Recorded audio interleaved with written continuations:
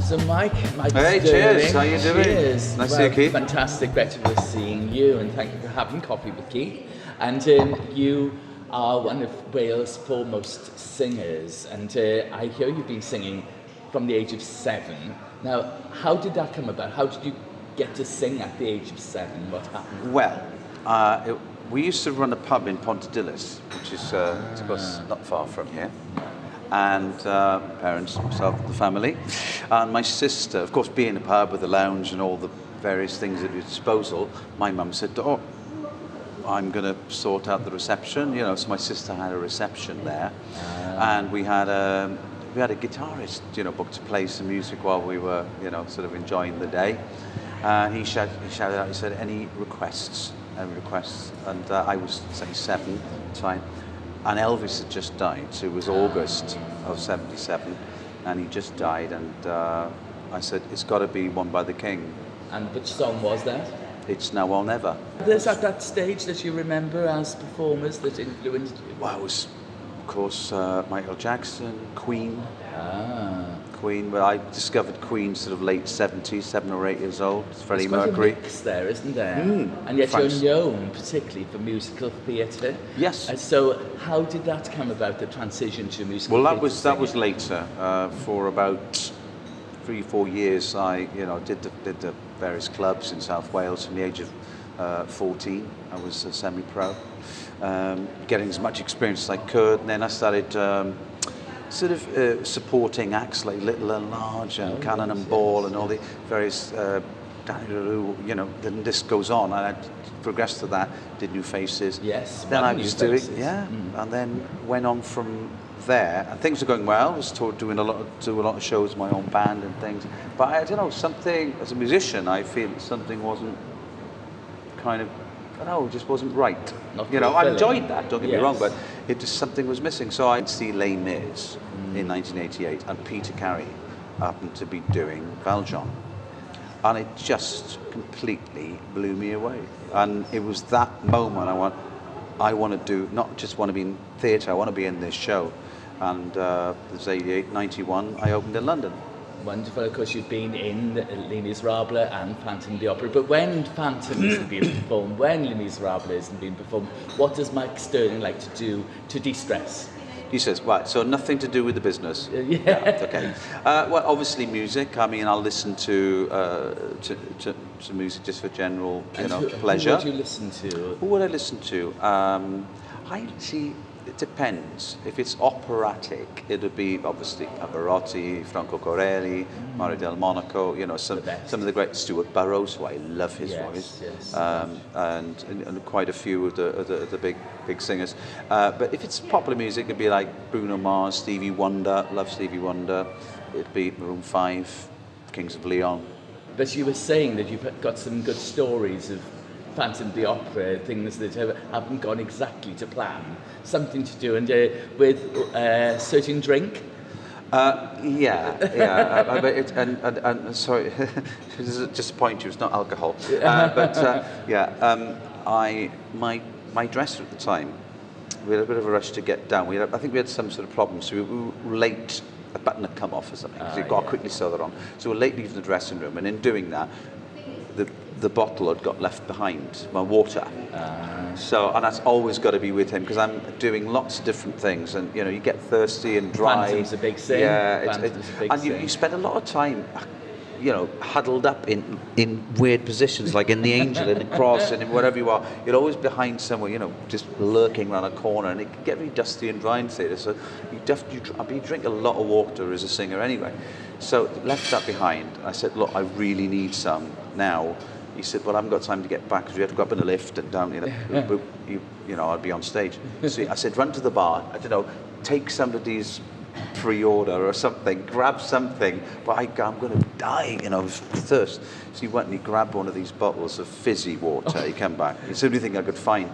So I said, glug, glug, glug, glug. So I'm in the scene, and through the scene, I could feel like gas build up. Yes. And a couple of times, I don't know if you've been at dinner and things like that, where you've got then you manage to blow it through your, you know, it's a little trick, and you can kind of, because it happens, you know. And yeah, so you kind of camouflage it that way. Well, that happened a couple of times, and I managed to do that doing the scene. Then I picked her up. By the time I'd done all, I picked her up, and she'd fainted, carried her back to the boat, leaned down, a lot of movement. So things had moved about a bit. So you alone can make my song take flight, help me make the music of the, and I got to that point, and this pain just went right across my stomach. I thought, oh God, I can't sing this last note. And they wait for me to take the breath. And then go, night, right?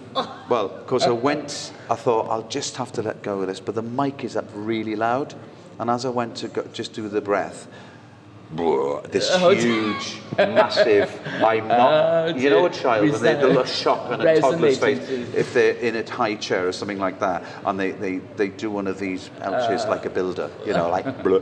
It was one of those, but of course, the mic was up here, everywhere, and it went ricocheted all the way through the theatre. The conductor fell off his podium, all the horns and everything normally got, it was a mess. So instead of rapturous applause at the end of the number, there was laughter, you know, serious laughter. Priceless moments. You know. Oh, it was the most. It was humiliating. It was awful. But a funny now, yeah. And of course another popular entertainer from Glenhammon, Ryan Davis. Oh, and now that's another. I idolised him from the age of, as far as I can remember, from the age of 3, 4.